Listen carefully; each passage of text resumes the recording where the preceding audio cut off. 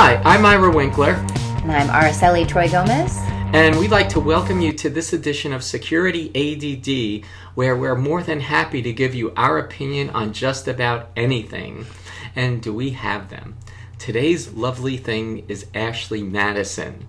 Isn't that a surprise?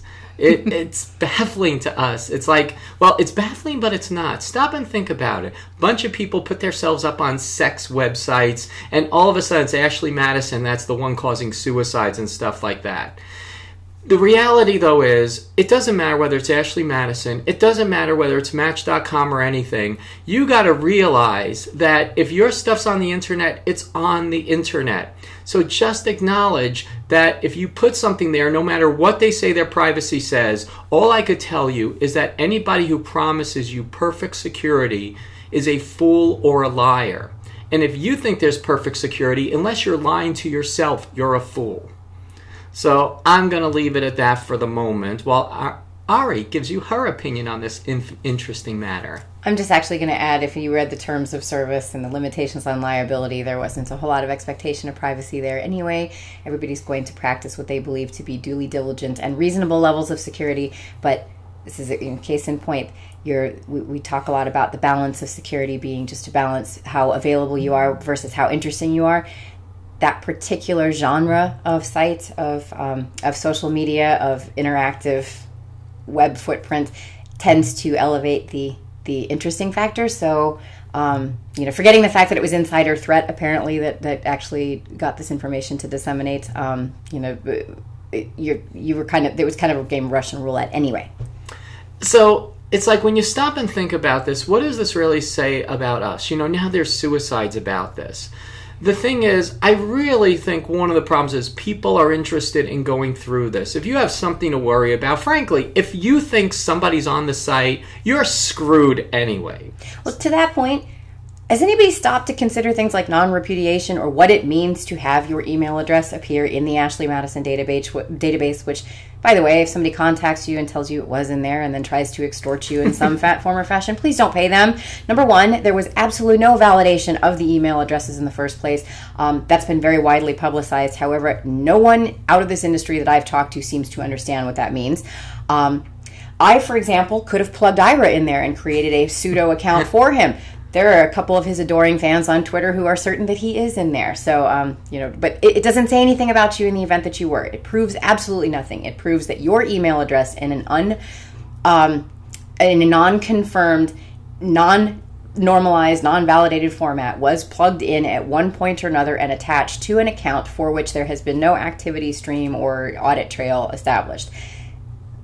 It's more than likely that there will be some information released in the not too distant future that differentiates between accounts that were actually active and in use, as part of an attempt to contact other users. But for now, having an email address appear in the many searchable databases, related to what was and wasn't on Ashley Madison means absolutely nothing. It means that someone somewhere entered some email address and attached it to a active or inactive account that was used for Ashley Madison. Yeah, and guys, if you think I'm on there, sorry, you're not my type. That's all I can say on that matter. I can give you his contact information. But either way, what we need to realize is this is a hack. This is a hack among many. Next week or in a few weeks, there'll be another hack that's going to take over. And can I get on another soapbox about that too? Yeah. This is so screwed up. We are not paying any attention to the attack here. We are paying attention to all of the victims. We are not actually doing a whole lot other than expressing public outrage simultaneously load balanced across the users of the site, whom I'm not big fans of anyway, but it's another story. And the purveyors of, or those responsible for the security of the users who were stupid enough to believe that it existed in the first place. We're not focusing on the breach here, so this is going to be one of these. This is a breach. The data that was stolen was, in fact, monetizable. It is intellectual property. There should be charges filed. There should be investigations done, and those that that released this information should be held responsible. But we're so busy focusing on the impact of the victims and the impact of the users that we are actually, for once, not paying attention to what security failed here. Yeah, so again, what you're going to find is there's a whole bunch of failings that are coming out. Now there's class action lawsuits which are saying they did not have adequate security. It's sort of like, okay, first off, class action lawyers are the scum of the earth, because you're not going to, if you are impacted by this, you will probably get a free coupon for a free month of Ashley Madison. I have a feeling there will be a class action lawsuit filed against Ira as a result of this report. But that's the truth. At the end of the day, you get part of a class action lawsuit, the lawyers are going to get like $8 million for using your name, and for allowing them to use your name, or even just allowing them signing a form, you will get a free month of Ashley Madison at the end of the day. So don't think this class action lawsuit is going to be your saving grace and something that puts a smile on your face. So get over that.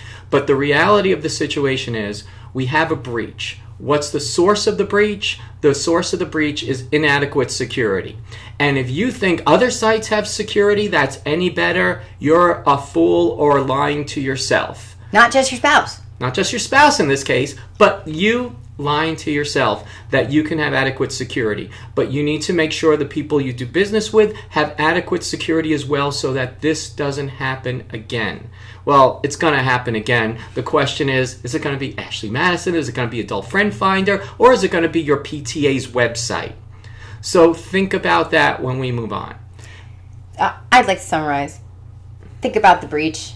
Don't focus on the victims. Don't further victimize the victims. Understand the difference between the presence of an email address and the presence of evidence of some degree of wrongdoing. I have a talk I give on the corporate conscience of computer investigations. We are not all investigators. We are not all trained to stop and tell the difference between what the evidence says and what the evidence implies. So when you find your next door neighbor in those databases, because you know you're looking, and you're thinking of everyone you know you're looking, remember not to jump to the wrong conclusions, and understand that you could just as easily be put in there if Ira had a bone to pick with you and plugged your email address in as well.